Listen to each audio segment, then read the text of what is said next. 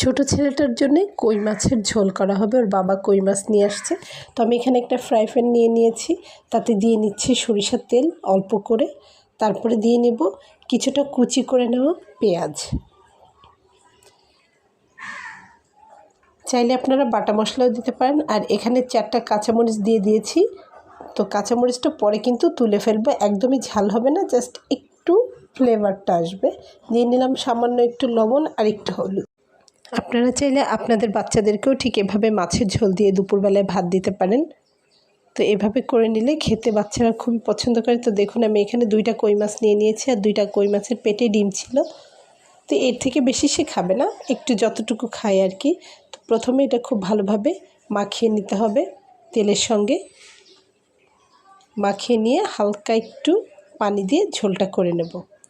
6 মাস বয়স থেকে 5 বছর বয়স পর্যন্ত যে কোনো বাচ্চার কিন্তু এটা দিয়ে ভাত দেওয়া যায়, বাচ্চারা খুব মজা করে খায়। তো এই যে দেখুন আমার মাখানো হয়ে গেছে।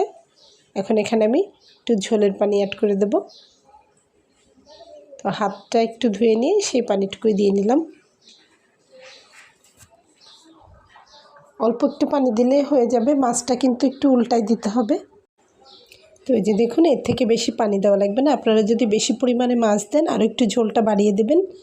তো এই যে দেখুন আমার ঝোলটা কিন্তু হয়ে গেছে। আমি ঝাল 2টা তুলে ফেলবো আপনাদের দেখানোর জন্য এখানে দিয়ে নিয়েছি। তো তারপর গরম ভাতের সঙ্গে বাচ্চাদের এটা খাইয়ে দেবেন। এই যে বাস এরকম করে